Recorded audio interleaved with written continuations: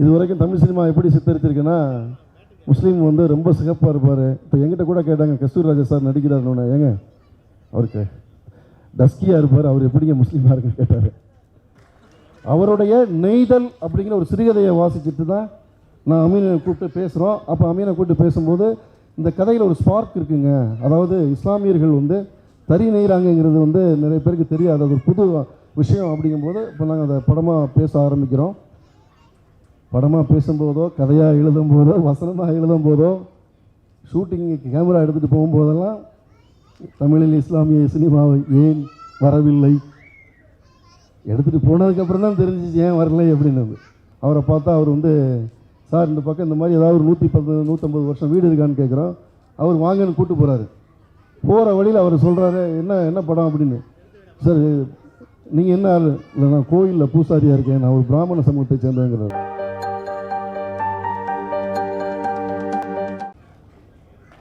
ஹபிபியின் சொந்தக்காரர், 5 வருட காத்திருப்புக்கு பாத்திரமானவர், நம்மை அளவைக்கப் போகிற, சிரிக்க வைக்கப் போகிற, எனக்கு மிகவும் பிடித்த தமிழின் மிக முக்கியமான ஒரு இன வரைவியல் படத்தை முதலாக எடுத்திருக்கிற மீரா கதிரவன்.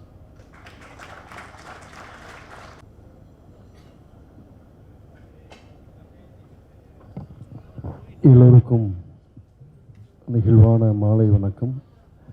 முதற்கண்ணில் எல்லாருக்கும் மன்னிப்பு, நல்ல பசியாக இருப்பீங்க எல்லாருமே. எப்படா முடிப்பீங்க அப்படிங்கிறது உங்கள் எல்லாரோட கண்கள்லேயும் தெரியுது. சீக்கிரம் முடிச்சிடலாம், அதிகம் பேச போகிறதில்ல.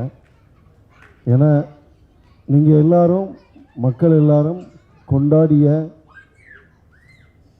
போற்றிய இயக்குநர்கள், கலைஞர்கள், ஆளுமைகள் அத்தனை பேரும் இந்த படத்தை பேசிவிட்டார்கள். இனி பேசுவதற்கு ஒன்றுமில்லை.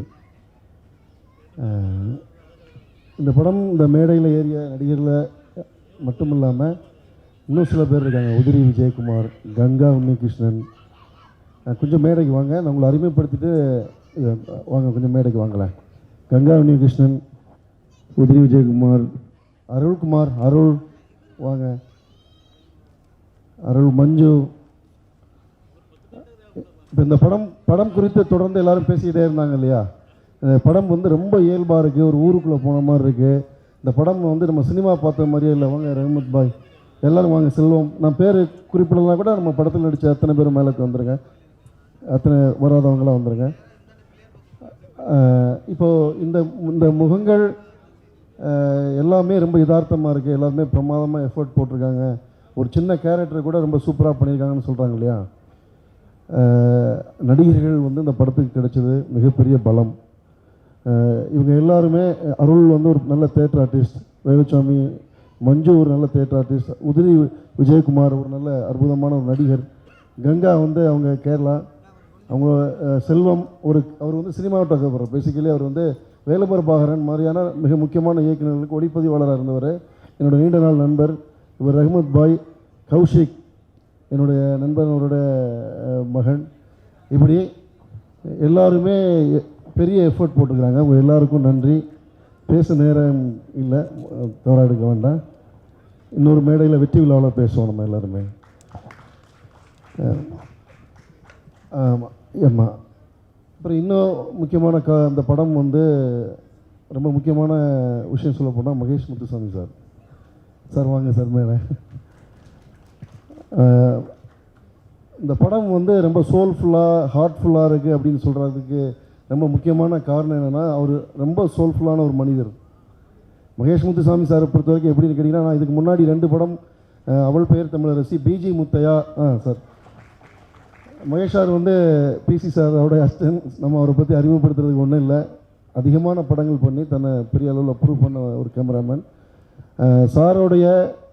நான் வந்து ஆக்சுவலி இந்த படம் திரும்ப விஷுவலாக பார்க்கும்போது, நான் ஒரு விஷயம் இந்த படம் ஆரம்பிக்கும் போது ரொம்ப ரொம்ப குறிக்கோளாக ஒரு விஷயம் இருந்தோம். என்னென்னா, இந்த படம் நம்ம சினிமா பார்க்குற உணர்வே இருக்கக்கூடாது. ஏன்னா இது வரைக்கும் முஸ்லீம் தெருக்களுக்குள்ளார, முஸ்லீம் வீடுகளுக்குள்ளார நமக்கு ஒரு முஸ்லீம் ஃப்ரெண்ட் இருப்பாங்க. நமக்கு ஒரு ஸ்கூல்லையோ இல்லை கடைகள்லையோ இல்லை ஃபேன்சி ஸ்டோர்லேயோ நமக்கு முஸ்லீம் ஃப்ரெண்ட்ஸ் இருப்பாங்க. ஆனால் அவங்க வீட்டுக்குள்ளே என்ன நடக்குது, அவங்க தெருக்குள்ளே என்ன நடக்குதுன்னு நம்ம இது வரைக்கும் நமக்கு தெரிஞ்சிருக்காது. இது வரைக்கும் உள்ள சினிமாவும் காட்டியிருக்காது. அப்போ நம்ம என்னென்னா, ஆடியன்ஸை வந்து ஒரு 110 ரூபாய் டிக்கெட்டில் நம்ம கடைநிலருக்கு கூட்டு போகலாம்.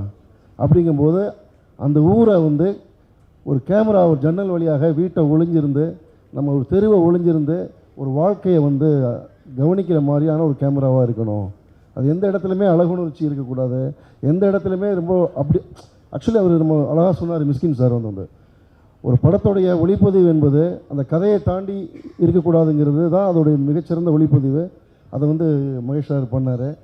ஆக்சுவலி சாம்சியஸ் மட்டும் இல்லை, பாண்டியராஜ் சொன்னாங்க இல்லையா, நான் கொடுக்குற டார்ச்சருக்கு வந்து வேற ஒரு மியூசிக் ரைட்டர் ரெண்டாவது ஓடிடுவாங்க அவர் எப்படி அது மாதிரி தான் வந்து மகேஷ் சாரும் வந்து எனக்கு இருக்கிற பதட்டம். ஏன்னா ஒரு சிறிய முதலீட்டு படம் ப்ரொஜெக்ட் படத்தில் நான் அதை பண்ணும்போது எனக்கு இருக்கக்கூடிய ஆங்ஸைட்டி இது எல்லாத்தையுமே வந்து பொறுத்துக்கிட்டு அந்த படம் ரொம்ப நல்லா நடக்கிறதுக்கு மகேஷ் சார் ரொம்ப முக்கியமான காரணம். இந்த படம் இன்றைக்கி இவ்வளோ தூரம் வந்திருக்குன்னா அது மகேஷ் சார் இல்லைனா இல்லை. ஏன்னா நான் சொன்ன மாதிரி என்னோடய முதல் படம் அவள் பேர் தமிழரசி வந்து நான் பிஜி முத்தையான்னு ஒரு புது கேமராமேன் அறிமுகப்படுத்துகிறேன். அவர் வந்து பூ இன்னும் நிறைய ஒரு 40 படங்கள் ஒளிப்பதிவு செஞ்சுட்டார். அடுத்த படம் விழித்திரு வந்து ஆர்வி சரண் ஒரு கேமராமேன் அறிமுகப்படுத்துகிறேன். அந்த கேமராமேன் வந்து நந்தன், கிடாயின் கருணை மனோ, நிறைய சத்திய சோதனை மாதிரி நிறைய படங்கள் பண்ணிட்டார். அப்போ நான் 2 படம் ஒரு புது கேமராமேனோட அறிமுகப்படுத்தினேன். எனக்கு நான் அடுத்த படம் பட்ஜெட்டில் போகும்போது எனக்கு எல்லாருமே சொன்னது என்னென்னா, ஏன் நீங்கள் இன்னொரு புது கேமராமேனை போகக்கூடாது, நீங்கள் தான் முதல் 2 படமே ஒர்க் பண்ணியிருக்கீங்க அப்படின்னு. ஆனால் என் மைண்டுக்குள்ளார வந்து ஒரு நல்ல சோல்ஃபுல்லான ஒருத்தர் இந்த படத்தை வந்து ரொம்ப ரொம்ப ஆத்மார்த்தமாக அணுகக்கூடிய ஒருத்தர் வேணும் அப்படின்னு நான் விரும்பினேன். அது மகேஷ் சார் வந்து எங்கள் படத்துக்கு கிடைச்சாரு. அவர் எங்கள் படத்துக்கு கிடைச்சது டெஃபினெட்லி ஒரு பெரிய பாக்கியமாக தான் கருதுகிறேன். அவர் எங்களுடைய செல்லமான எங்களுக்கு எல்லோருக்கும் பிடித்த, இப்போ என்னையாவது இந்த யூனிட்டில் நிறைய பேருக்கு பிடிக்காது, மேடையில் எவ்வளோ சும்மா பேசுவாங்க. ஆனால் ஹபீபி இவர் மகேஷ் சார் அப்படி இல்லை, மகேஷ் சார் எல்லோருக்கும் பிடித்த ஒருத்தர். ரொம்ப நன்றி சார், ரொம்ப நன்றி சார்.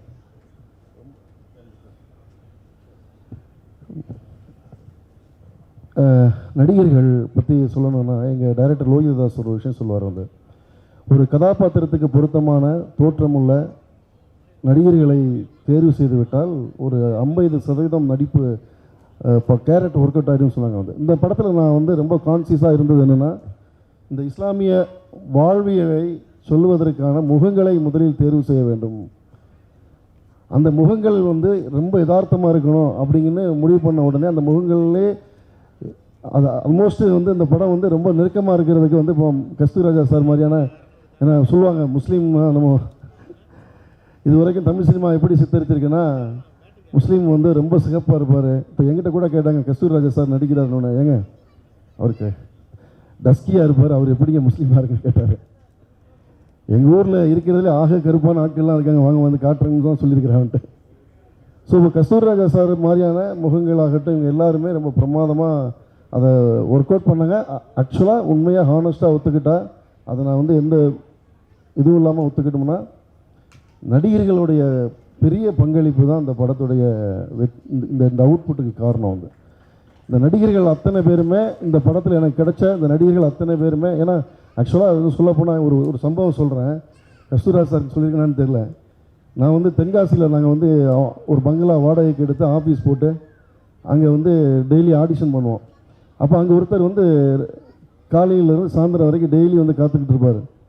சரி நடிகர் தேர்வுக்காக தான் வராருன்னு பார்த்தா ஒரு நாள் சார் உங்களை ரொம்ப பார்க்கணுங்கிறாரு அப்படின்னு. என்ன எதுக்காக பார்க்கணுன்னு கேட்டால், சார் இப்போ தான் சார் உங்கள் படத்தை முடிப்பீங்க, ப்ரொடியூசரை விட ரொம்ப டென்ஷனாக கேட்குறாரு, யார் இவருன்னு கேட்டால், சார் நான் அந்த ஊரில் சலூன் கடை வச்சுருக்கிறேன், உங்கள் படத்தில் நடிக்கிறவங்கள 3/4 பேர் என் படத்தில் கடையுடைய கஸ்டமர், எல்லோரும் தாடியும் முடியும் வச்சுக்கிட்டு இவ்வளோ நாளாக எடுத்துக்கிட்டு இருக்கீங்களே சார். ஸோ இப்போ கஸ்தூராஜா சாரே வந்து தாடியோடு அவ்வளோ நாள் இருந்தார். ஏன்னா நான் ஒரு விக்கு வைக்கக்கூடாது, அந்த லைவாக இருக்கணும் அப்படிங்கிறதுனால, அசலாக இருக்கணுங்கிறதுனால நம்ம வந்து எல்லாரையும் தாடி வளர்த்து முடி வளர்த்து உடம்பு போட்டு, ஈஷாலாம் ஹீரோலாம் பார்த்தீங்கன்னா ஈஷா மட்டும் இல்லை எல்லாருமே, தனஸ்ரீ ஆகட்டும், அனுசுரேயராஜன் ஆகட்டும், ஆக்சுவலி என்னன்னா ஒரு கட்டத்துக்கு மேலே எப்படா விடுவாங்க அப்படிங்கிற அளவுக்கு வந்துட்டாங்க. ரொம்ப அழகாக ஒத்துழைப்பு கொடுத்தாங்க. வந்து அந்த உடல் மாற்றமாகட்டும், இந்த படம் முழுக்க இவ்வளோ நம்பகத்தன்மையாக, இந்த படம் முழுக்க இவ்வளவு பிரமாதமான யதார்த்தத்தை ஒரு வாழ்க்கையை கண் முன்னாடி காட்டுறதுக்கு காரணம் வந்து என்னென்னா இந்த நடிகர்களுடைய உடல் மாற்றம். அது ரொம்ப முக்கியமாக எல்லாருமே சொல்கிறாங்க. எல்லா நடிகர்களுக்கும் ரொம்ப ரொம்ப மனசுலேருந்து ரொம்ப நன்றி. உங்களுடைய ஒத்துழைப்புங்கிறது எப்போவுமே மறக்க முடியாது. பிறகு இன்னொருத்தரை நான் ரொம்ப முக்கியமாக கூப்பிட்றேன். நான் ஆக்சுவலாக 2 விஷயம் நான் உங்கள்கிட்ட பேச போகிறேன். என்னென்னா, இந்த படத்தை நான் டைரக்ட் பண்ணலை. அப்புறம் யார் டைரக்ட் பண்ண உங்களுக்கு அதை நான் கொஞ்சம் நேரம் ஒரு சஸ்பென்ஸாக வைக்கிறேன். இன்னொருத்தர் அவர் இல்லைன்னா அந்த படமே இல்லை. Ameen, writer VS Mohammed Ameen. Actually நான் இப்போ அவள் பேர் தமிழரசி இன்றைக்கி இங்கே எல்லா இயக்குநர்களும், எனக்கு பிடித்த எல்லா இயக்குநர்களுமே தங்களுக்கு பிடித்த ஒரு படமாக அதை சொன்னாங்க. ஆனால் நான் அவள் பேர் தமிழரசி எடுக்கும்போது எனக்கு ஒரு விஷயம் இருந்தது. என்னென்னா, எல்லா இயக்குநர்களுமே திரையில் கதை சொல்கிறாங்க. ஆனால் உலகத்திலே முதல்ல திரையில் கதை சொன்னவங்க யாருன்னா தோல்பாவை கூத்து கலைஞர்கள், அதாவது லெதர் பப்பட் பிளேயர்ஸ். ஸோ உலகத்திலே முதல்ல திரையில் கதை சொன்ன ஒரு கூட்டத்தை பற்றி தமிழ் சினிமாவில் பெரிய பதிவு இல்லை. நம்ம அந்த பதிவை செய்வோம் அப்படின்னு தான் அவள் பேர் தமிழரசி செஞ்சேன். அதன் பிறகு நான் விழித்திரை எடுக்கும்போது நான் 2012 துவங்கினேன். ஒரு முழு நீள இரவு படம்ங்கிறது சினிமாவில், தமிழ் சினிமாவில் கிடையாது. ஒரு பகல் ஒரு இரவு அந்த மாதிரி படம் இருக்கும் பொழுது ஏன் நம்ம அதை செய்யக்கூடாது அப்படிங்கிறதுனால நான் விழித்திரை செஞ்சேன். ஆக்சுவலாக உண்மையாக நான் ஒரு இஸ்லாம் சமூகத்திலேருந்து நான் அபுல் ஹசன், ஏன்னா இந்த பேரும் நீங்கள் அமீர் சார் சொன்னார், அதுக்கும் நான் ஒரு பதில் சொல்லுவேன். ஏன்னா அது பல மேடைகளில் பல பேட்டிகளில் எனக்கு அது துரத்துக்கிட்டே இருக்குது.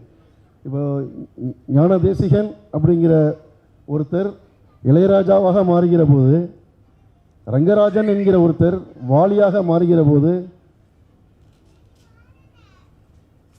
ஜஸ்டின் ஜெயராஜ் என்கிறவர் எஸ்ஜே சூர்யாவாக மாறுகிற போது, வராத கேள்வியும் சந்தேகங்களும் அபுல் ஹசன் மீரா கதிரன் ஆகும்போது வருகிறது.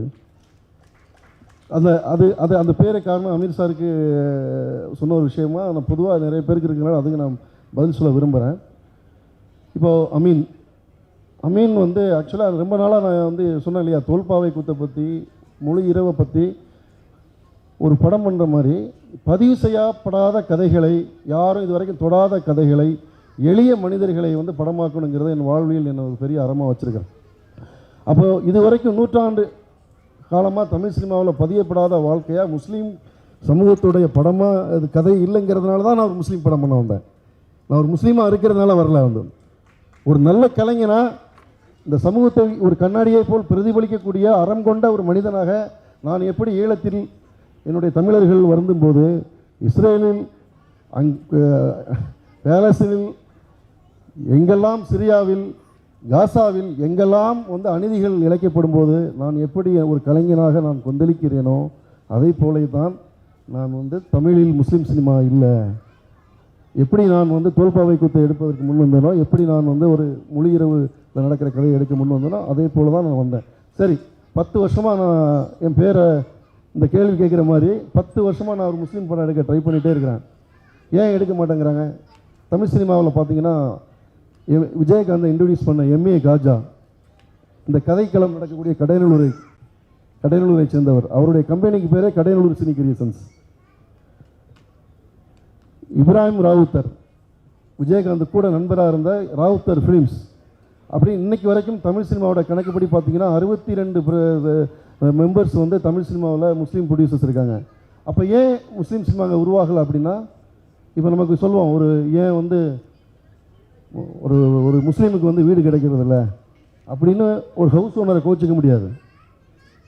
ஒரு முஸ்லீம் அந்த ஹவுஸ் ஓனர் எங்கள் முஸ்லீமுக்கு வீடு தர மாட்டாருன்னு நீங்கள் ஒரு பிரச்சனையை ஒரு வீட்டில் ஒரு ஓனர்கிட்ட அந்த புள்ளியில் சுருக்க முடியாது. அது ஒரு சர்வதேச பிரச்சனை. அது மாதிரி தான் ஒரு தன் பேரை மாற்றிக்கிற, ஏன் இவ்வளோ பேரை மாற்றுறாங்க? அப்போ அதில் ஒரு பிரச்சனை இருக்குது. அது தனி மனிதனில் மீரா கதிரவனில் சுருக்கிட்டோம்னா அதுக்கு பின்னாடி கூட உளவியலை நம்ம பேச முடியாமல் போயிடுவோம். ஏன் மீரா கதிரவன்? அப்புறம் இன்னும் சொல்லப்போனால் யாரோ சொன்னாங்க, என் தாயை போன்ற என்னுடைய பெயரை ஏன் நான் மாற்ற வேண்டும்? மீரா என்பதே என் தாயின் பெயர் தான், என்னோட அம்மா பேர் தான் மீரா. கதிரவன் என்கிறத நான் ஒரு தமிழ் அடையாளம் வேணுங்கிறதுனால நான் கதிரவன் பெயர் வச்சுக்கிட்டேன். அப்புறமா நான் திராவிட குடும்பத்தை சேர்ந்த ஒரு பாரம்பரியமான குடும்பத்தை வந்ததுனால எனக்கு கதிரவன்கிற பேர் வச்சுக்கிட்டேன். பேரில் ஒன்றும் இல்லை.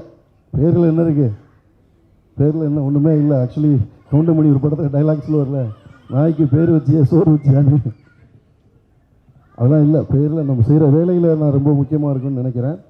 ஸோ அப்போ ரொம்ப நாளாக அப்படி ஒரு படம் எடுக்கணும் அப்படின்னு நினைக்கும்போது அமீன் நானும் நண்பர்கள், நீண்ட கால நண்பர்கள். அமீன் சமரசம் அப்படிங்கிற பத்திரிகையுடைய பொறுப்பாசிரியர். கிட்டத்தட்ட 20க்கும் அதிகமான புத்தகங்கள் எழுதியிருக்காரு. அது நிறைய பேருக்கு தெரியாது. அவருடைய நெய்தல் அப்படிங்கிற ஒரு சிறுகதையை வாசிச்சுட்டு தான் நான் அமீனை கூப்பிட்டு பேசுகிறோம். அப்போ அமீனை கூப்பிட்டு பேசும்போது இந்த கதையில் ஒரு ஸ்பார்க் இருக்குங்க. அதாவது இஸ்லாமியர்கள் வந்து தறி நெய்கிறாங்கங்கிறது வந்து நிறைய பேருக்கு தெரியாது, அது ஒரு புது விஷயம். அப்படிங்கும்போது இப்போ நாங்கள் அதை படமாக பேச ஆரம்பிக்கிறோம். படமாக பேசும்போதோ, கதையாக எழுதும்போதோ, வசனமாக எழுதும்போதோ, ஷூட்டிங்கு கேமரா எடுத்துகிட்டு போகும்போதெல்லாம் தமிழில் இஸ்லாமிய சினிமாவை ஏன் வரவில்லை, எடுத்துகிட்டு போனதுக்கப்புறம் தான் தெரிஞ்சிச்சு ஏன் வரலை அப்படின்னு. ஏன் தமிழ் சினிமாவில் 100 வருஷமாக சினிமா வரவில்லை அப்படின்னா அது நிச்சயமாக அது ஹபீபி கண்டிப்பாக ஒரு நம்ம எல்லோரும் ஒரு வெற்றி விழாவில் சந்திப்போம். அதை நம்ம அங்கே பேசலாம்னு நான் நினைக்கிறேன். வந்து நிச்சயமாக அதை பேச வேண்டியிருக்கு. வந்து அப்புறமா அமீனுடைய மாமா விஸ்வா, சாஃபி விஸ்வா, கடையநல்லூரை சொன்னாங்க. எனக்கு ஒரு விஷயம் என்னென்னா ரொம்ப ஆச்சரியமாக இருந்தது என்னென்னா, இஸ்லாமியர்கள் குறித்து இஸ்லாமியர்களுக்கு நெருக்கமாக இது வரைக்கும் ஒரு படம் வரவே இல்லை. இஸ்லாமியர்கள் எப்படின்னா அந்நீரிகளாக நிறுத்தி எதிரிகளாக நிறுத்தி ஒரு படம் வரும்போது தங்களுடைய தெருவில் வந்து தங்களுடைய வீடுகளுக்குள்ளே வந்து தங்களுக்கு எதிராகவே ஒரு படம் எடுத்துருவாங்களேங்கிற ஒரு பயம்தான் இஸ்லாமியர்கள்ட்ட அதிகமாக இருக்குது.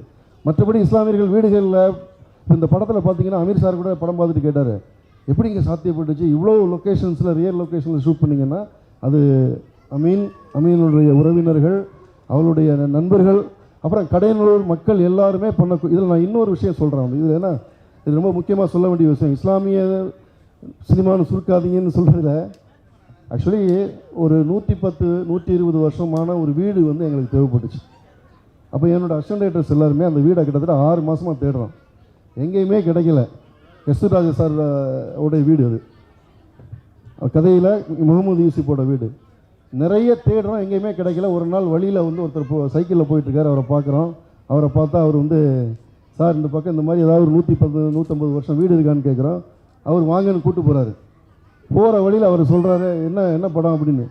சார் நீங்கள் என்ன ஆள்? இல்லை நான் கோயிலில் பூசாரியாக இருக்கேன், நான் ஒரு பிராமண சமூகத்தை சேர்ந்தேங்கிறாரு. எனக்கு அடிவேரில் பக்குன்றுச்சு. இவர்கிட்ட போய் இது ஒரு முஸ்லீம் படம்னு எப்படி சொல்ல முடியும்?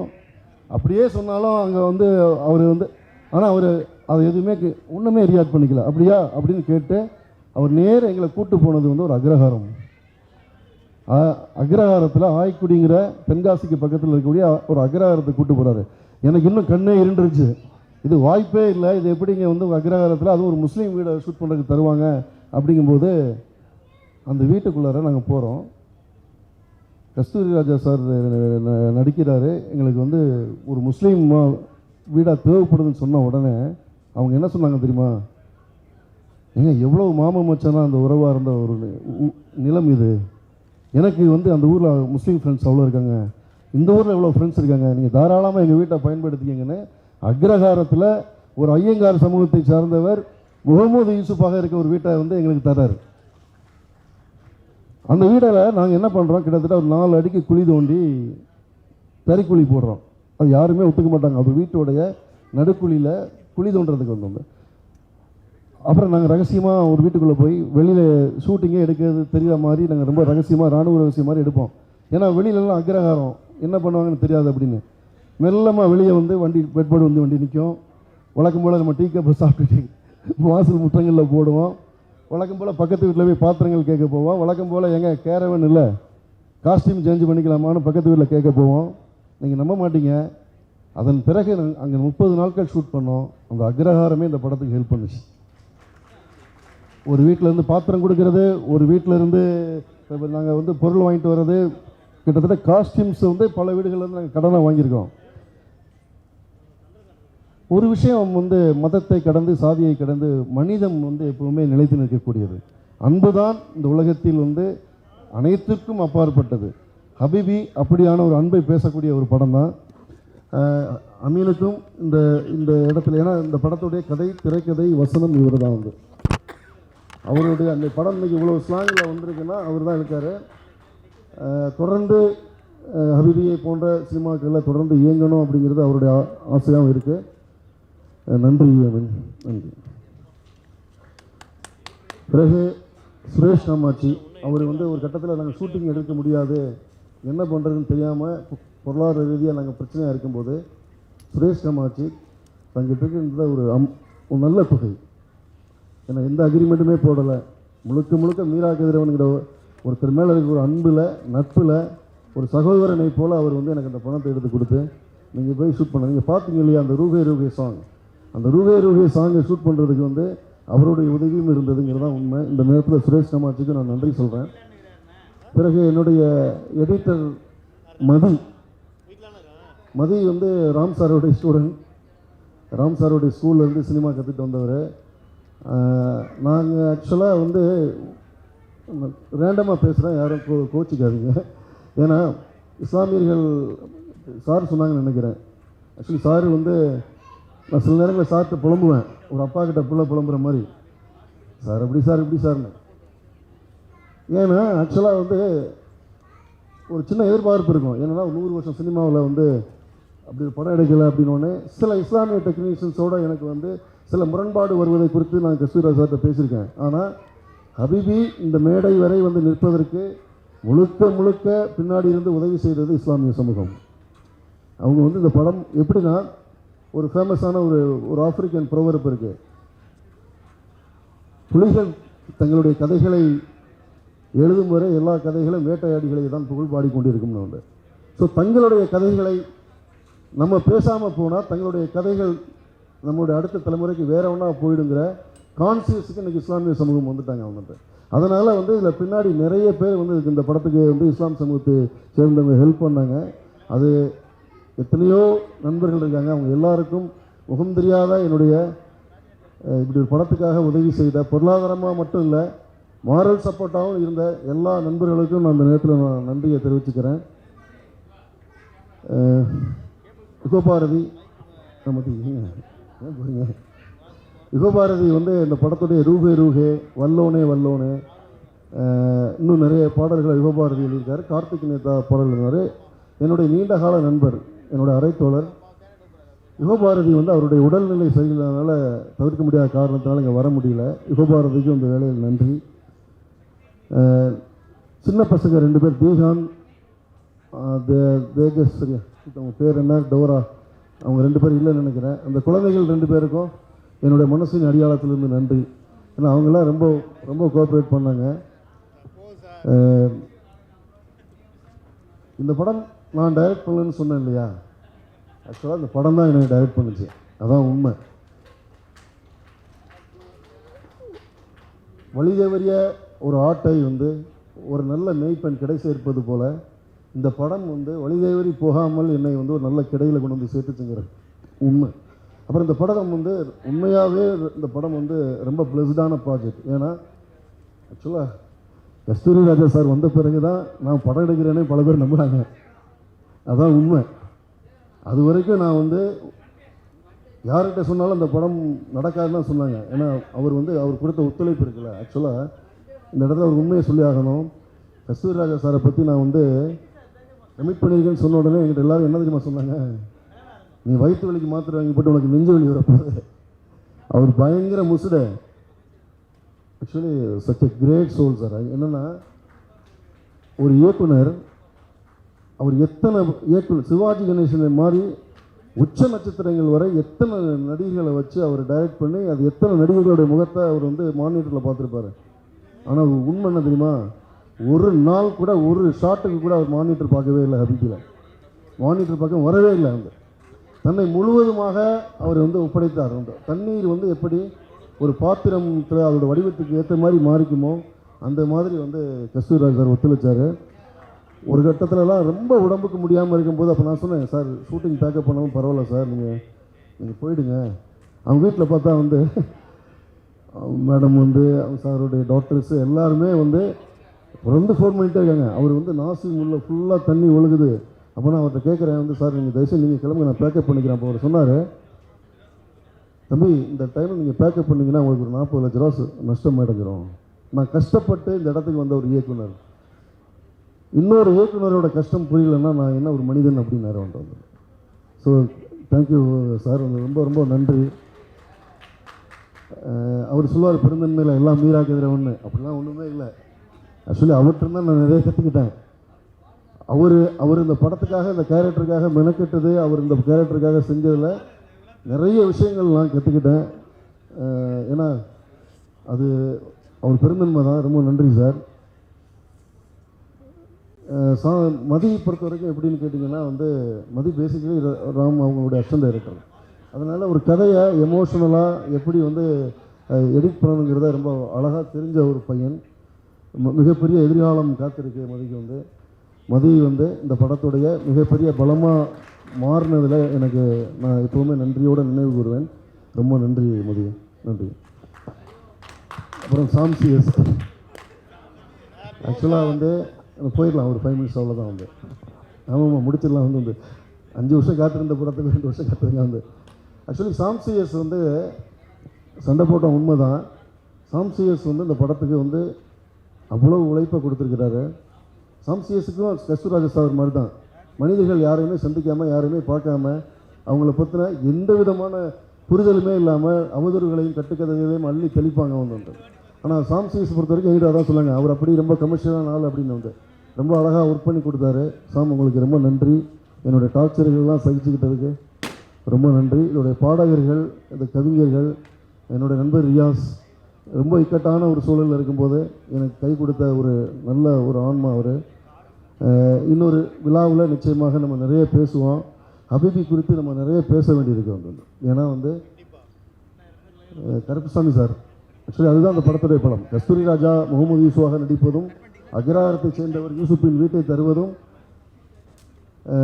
கருப்பசாமி என்கிற ஒரு இந்து சமூகத்தைச் சேர்ந்தவர் ஹபீபி படத்தை வாங்கி வெளியிடுவதும் தான் இந்த படத்துடைய பலமாக நினைக்கிறேன்.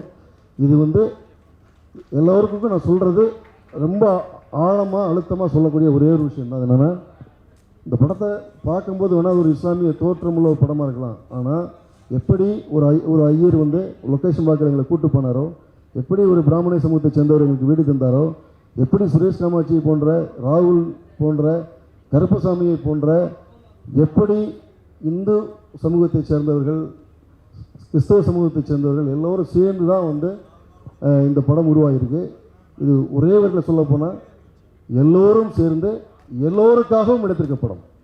ஹபீபியை பார்த்தீங்கன்னா காலையில் டிஃபன் பாக்ஸில் சவுத் அள்ளி போட்டுட்டு ஒரு ஆஃபீஸ்க்கு வந்து மேனேஜர்கிட்ட, சூப்பர்வைசர்கிட்ட, அவன்கிட்ட இவன்கிட்ட ஏச்சு பேச்சு வாங்கி தம் பிள்ளைகளுக்காக, பொண்டாட்டிகளுக்காக பொருளீட்டுவதற்காக வெளியே வரக்கூடிய கணவன்கள் எல்லா குடும்பத்திலையும் இருக்காங்க. அண்ணன்கள், தம்பிகள், சகோதரர்கள் எல்லாம். இந்த படம் பார்த்தீங்கன்னு வச்சுங்களேன், நீங்கள் ஹீரோவை பார்க்கவே மாட்டீங்க, உங்களை தான் பார்ப்பீங்க.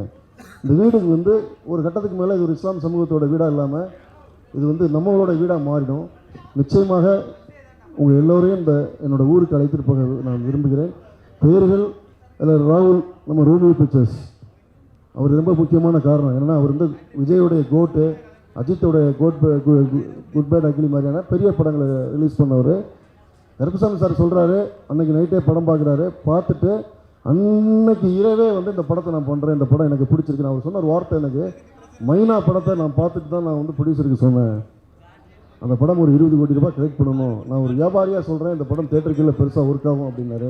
ஒரு வியாபாரியாக சக்ஸஸ்ஃபுல்லான ஒரு கமர்ஷியல் ஒரு ப்ரொடியூசர் வந்து இந்த படத்தை அங்கீகரிச்சுக்கிட்டதுங்கிறது இன்னும் ரொம்ப சந்தோஷம். கேரளாவிலிருந்து வந்திருக்க ஜக்கரியா சார் எனக்கு ரொம்ப பிடிச்ச டைரக்டர். சுடானி ஃப்ரம் நைஜீரியா, ஹலால் லவ் ஸ்டோரி, அவருடைய படங்கள்லாம் எங்களை பல நேரங்களில் இன்ஸ்பயர் பண்ணியிருக்கு. அனுஸ்ரீராஜன், தனுஸ்ரீ, கங்கா எல்லோருக்கும் இந்த படத்தில் பங்கு பெற்ற அத்தனை பேருக்கும் என்னுடைய மனதின் அடியாளத்திலிருந்து என்றென்றும் நான் நன்றியை உரித்தாக்குகிறேன். இணைந்திருப்போம். தொடர்ந்து ஹபீபியின் விழாவில் பேசுவோம். நன்றி.